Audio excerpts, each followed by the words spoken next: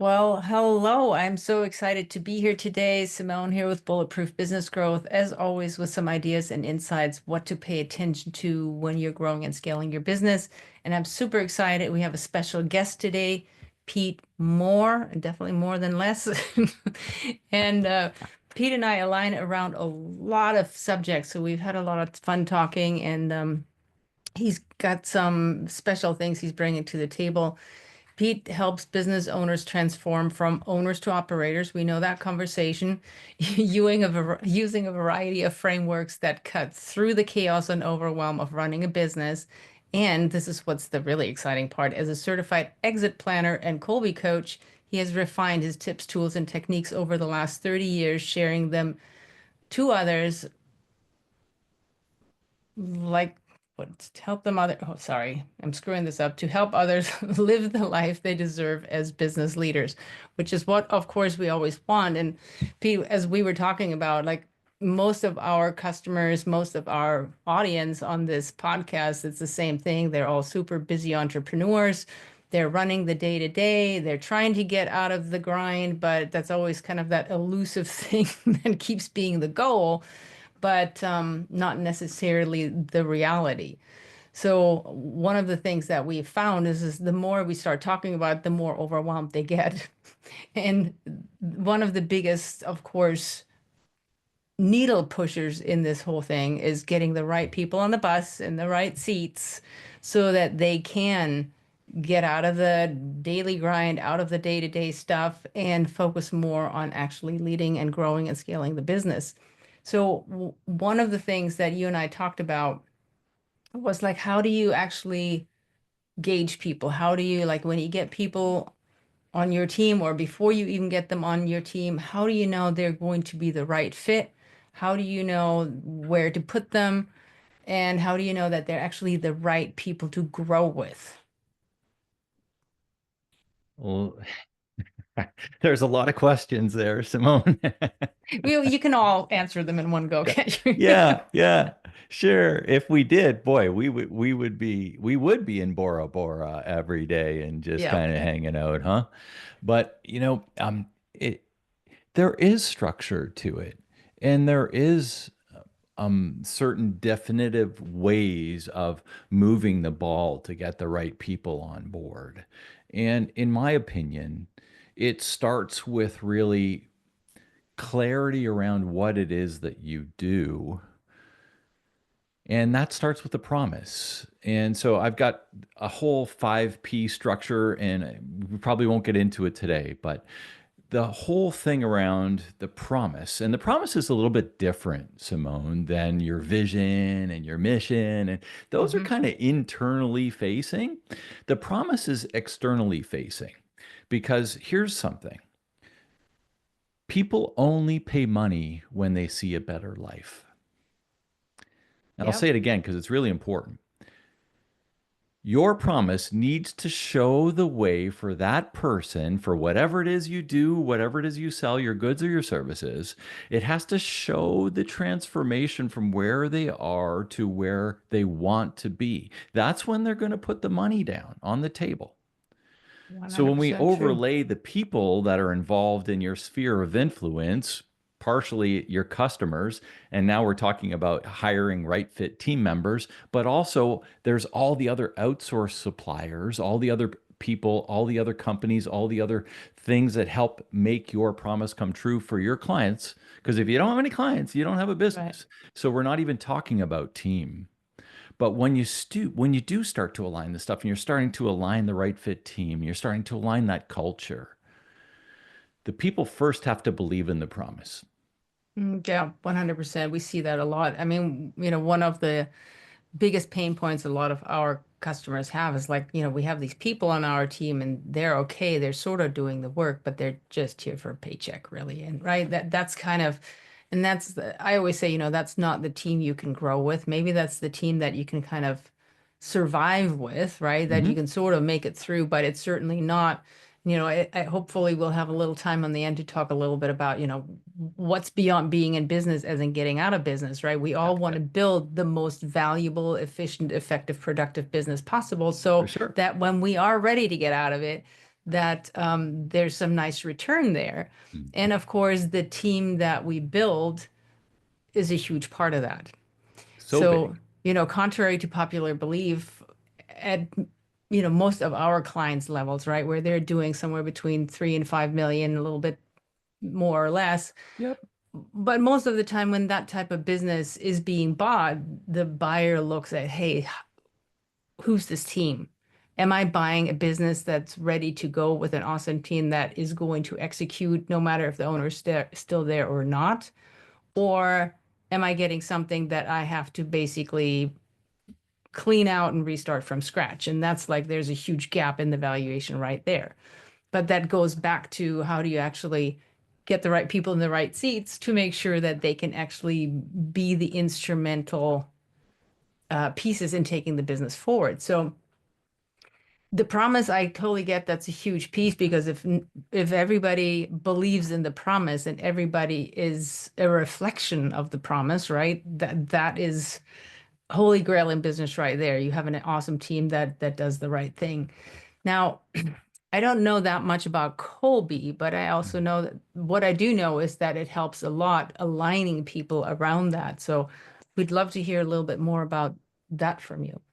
Yeah, for sure. And I know, you're like me, a bit of an assessment junkie. You've probably taken a lot of the assessments over the years. You had mentioned your background with MBTI, with DISC, and Enneagrams out there. I mean, there's a ton of them, right? We all love to know about ourselves, right?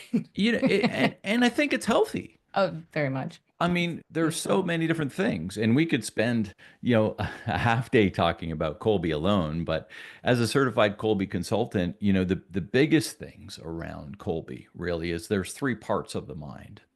So you have your cognitive side, which is Hmm. all of the things you've learned. And if you think about like SATs or IQ tests, all of that kind of stuff, it's all like how smart are you? Are you capable? All of those kind of things. It's your learned side of things. Sure. And then you have Flex your skills. emotional side, right? Your EI, emotional intelligence, which is the Hmm. DISC, the Enneagram, the MBTI. It's your preferences. It's what you've seen and what you like and what you've noticed through and those things change through your life. And if you took your DISC now and took it 10 years from now, it may change and probably will because you've experienced different things along the way. The one thing about Colby is Colby doesn't change. Kathy Well, like Colby developed it. MBTI doesn't either. So that's interesting. So I didn't realize it was about your intrinsic skills. Okay. Yes. So Colby is how you innately make decisions, essentially. It's how you take action, which is why I love it from a business perspective. It's where I start, and then I overlay strength finders or Enneagram or anything on top of it as well. But I want Hmm. to start with Colby because as a business owner, I want to know how people make decisions. I want to know how to communicate with them. I want to know how they deal with their information. I want to know how they structure things with, are they systems people? Are they not? Are they hands-on people? Are they not? All of those kind of things. And it has nothing to do with preference. It's how you innately are. Right. And so, from a hiring, you talked about right fit, and right fit is an actual terminology that we use in Colby. It's called right fit hiring. Mm. And you can actually use the Colby as part of your hiring process, which a lot of the emotional ones that are preference based, you can't because of a variety of different things these days around, hiring policies and procedures and Right. lawsuits and all the other kind of stuff that have happened. But with regards to Colby, you can. And I often will suggest, sort of in between that first and second interview, you want to put them through their Colby so that you can have and prepare yourself with the questions that are directly relative to the things you need this person to do. Yeah. I And love it's that. such, you arm yourself with the all of the sort of things around how this person's actually going to do the job. And it's such a great tool. So, I mean, depending on how far you want to dig into Colby, but the idea is the main thing that's different with Colby, unlike any other test, is that it's how you take action. Mm. Hmm. I love that. Now, I'm just writing this down. So what most of our listeners will want to know, and this is, I think, been one of the barriers to people using these type of assessments is like, how much work is it going to be for me to put people through this, right? Do I need to hire an expert? Like exactly, it's probably a ton of books or something. The What's thing I that? like about Colby is that it pillarizes Oh. things into four unique little areas. It's not hard to understand. It's very simple. The actual Colby A, which is where it all starts, is 55 US dollars to put anybody through, so it doesn't break the bank for the Hmm. actual assessment itself. But what it does is it puts them into these four pillars, and the four pillars are essentially fact finder, which is how you deal with information. Hmm. If you think of it, are you a simplifier or do you like detail? Right? Right, right. That's good to know, right? Right. If you're hiring an accountant, you probably want the detailed person, that's for Exactly, sure. right? Yeah. The next one's called follow through, and it's how you organize and deal with systems. So, are you sort of aloof and just kind of go off the cuff, or are you the person that has the sticky notes and the check boxes and like everything Right. has to be completed before the next thing gets going? Good to know, right?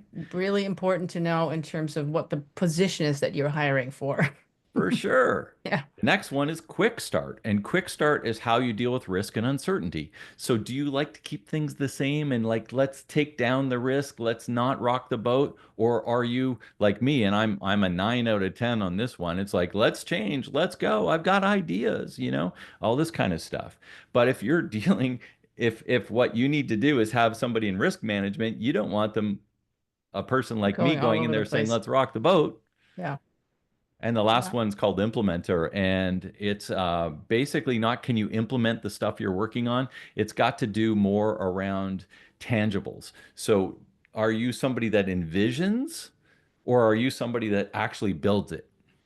Right. I'd be really So high on the envision part and then not so much building. yeah. And let's like from that perspective, you could throw it back into a doctor. They went through medical school.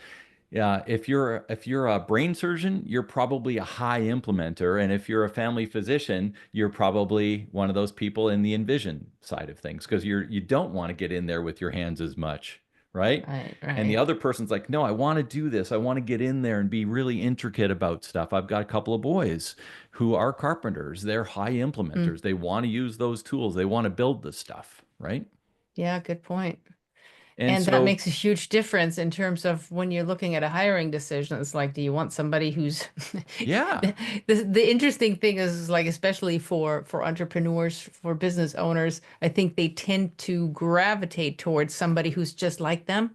Mhm. Like, let's hire somebody else who's up there, right? Which is, of course, a disaster. So a lot of Um, the work that I do on the Colby side is overlaying this onto executive teams, teams mm, of whatever 6 to 12 people.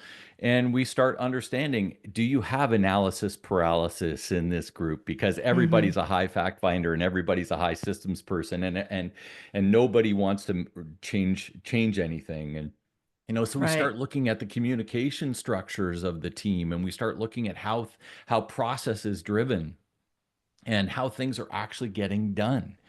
So it's just such an interesting thing to go through this as a management team, whether it's a team of three or 12, Right. and getting into that side of things and overlaying it onto the accountability chart. And then the next piece is really, are you mapping in because that Colby A is where it's all starts and it's who you naturally are. And I can tell Hmm. you as I go through conversations with people explaining this to them, they're like, "Oh my God, I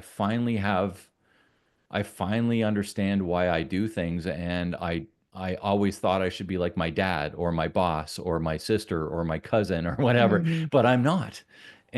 And this proves it. And sometimes they just need that to say, "Oh, I can do things the way I can do it." And that's fine because it doesn't matter what your score is, it's perfect for you.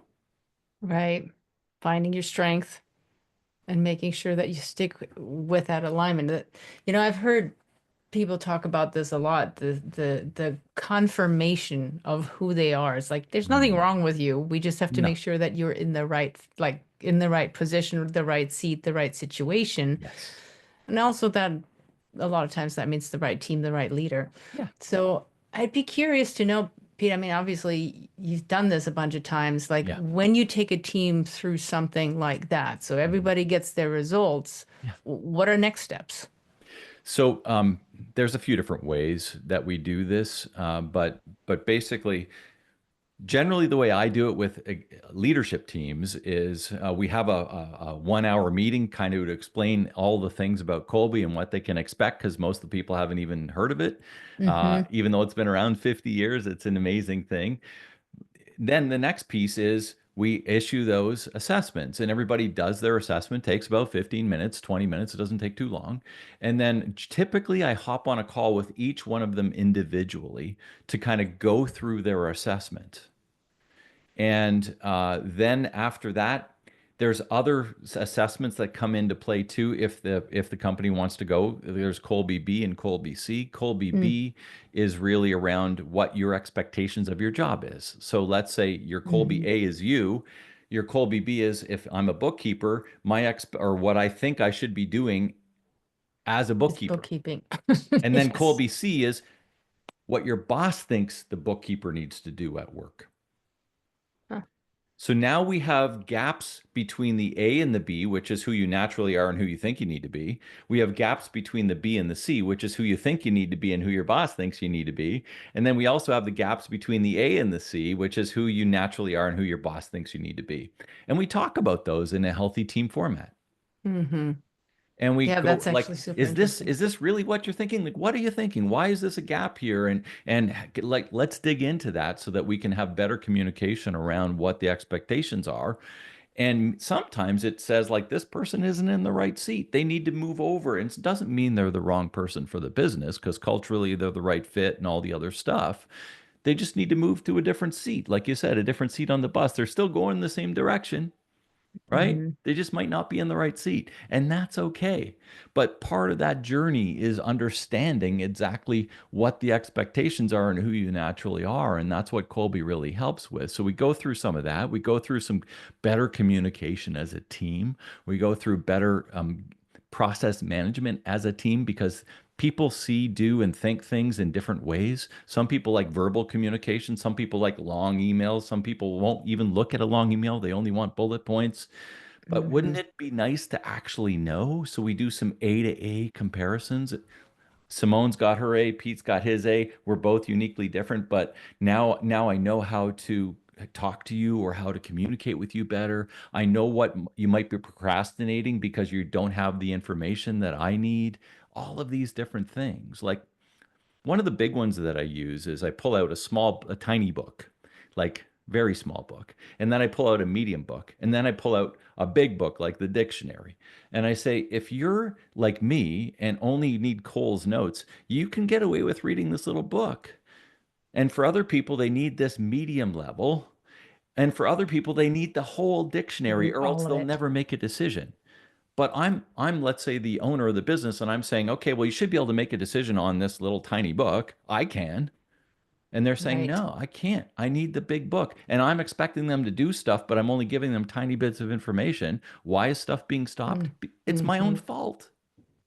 My God, this is awesome stuff because I mean that's what we deal with every single day when, so many of our business owner clients are just super overwhelmed, so they don't take necessarily the time to give everybody. We talk a lot about clarity and context, right? Without clarity and Totally. context, nothing works. Oh yeah. And if you are a person who's high on that need clarity and context scale, well, if you as a business owner, you don't serve it up, they're going to be very stunted in their growth and very unable to actually participate at the level that they could.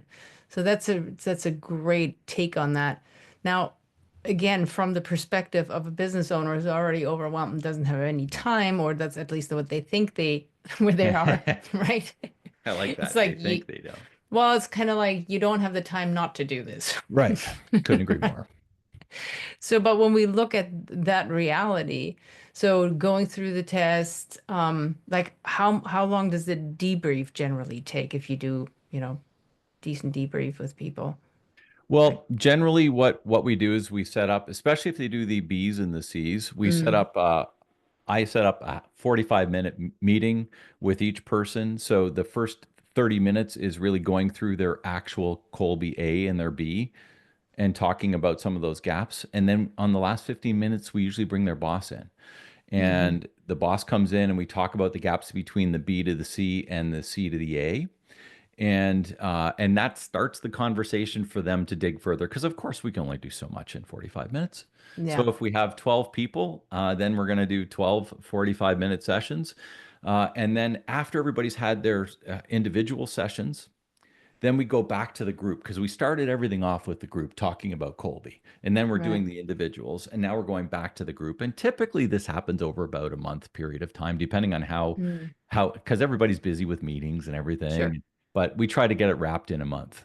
And then we go back in the group meeting, and whether it's in person, because sometimes it's part of their yearly or quarterly or any of those kind of things, and Hmm. sometimes most of the times it's on Zoom. We pull that back in, and then we do a wrap up meeting, and we talk in that wrap up meeting. Now that everybody understands Colby, we pull up sort of the whole team and we say, hey, listen, are we experiencing some problems here with communication? Are we seeing some issues here? And maybe you should not send that person such a big email because the reason they're not getting it done, They're it's because not you're, reading it. yeah, right. So, Yeah. Yeah. so we start talking about better communication. We start talking about better process management. We start talking about how you can use Colby. And that's just on the leadership team. We haven't even started talking about hiring yet, Right. right? But there's so many other things. There's A to A reports. So there's coaching reports, there's leadership reports, there's all sorts of things that kind of piggyback in behind, depending on how deep the person and the organization wants to go with some of this stuff. And it all starts really with just understanding yourself, which is the Colby A. Yeah. Yeah. No, I could see that.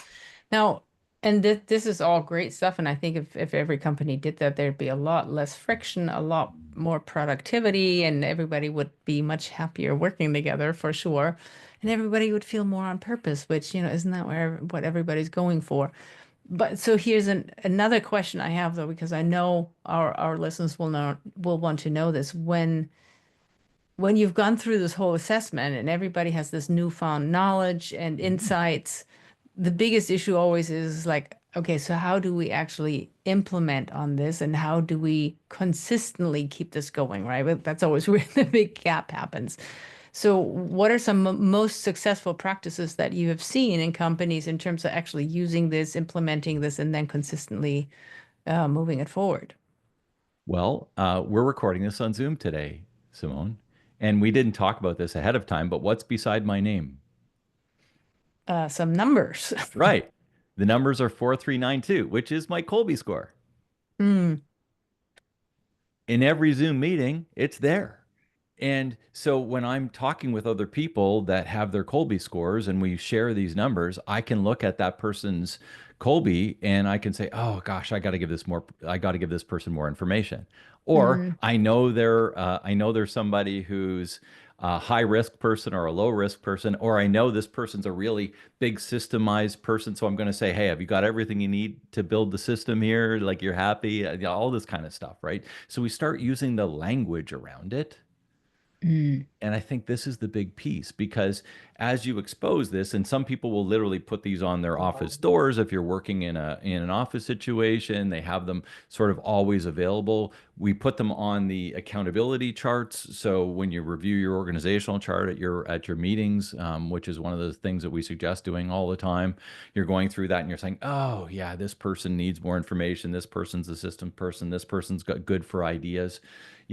All of these different things, even when it comes to brainstorming and stuff like that. It's like Right. if we're a leader and we're wondering why nobody ever speaks up in our meetings, it's probably because nobody is a hire quick start. Everybody needs their information before they're going to speak up. Hmm. Not Yeah, that everybody makes a just ton of is sense. off the cuff and ready to go.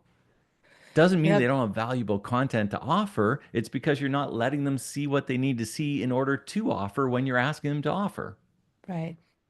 Right.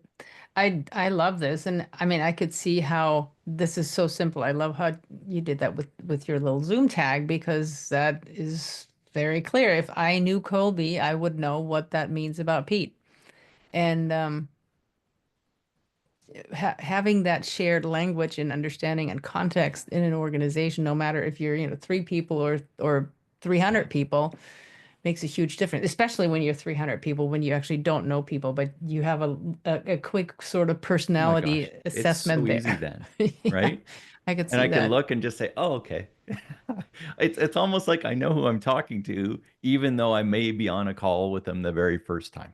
And I've Yeah. had this happen where literally I'm looking at their Colbiers with them, and I hop on, like I said, with these meetings that we do, and they're basically saying, "How did you know that?"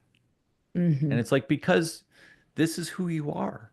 Right. That's the thing. It's not what they've learned. It's not their IQ. It's not their preferences. It's how they make decisions. It's how they communicate. It's what they need in order to make things happen. And it doesn't change. Yeah. No, I can see that. And of course, I mean, having an organization, having a culture that has that much shared, right? Alignment, goals, understanding, Hmm. all of that.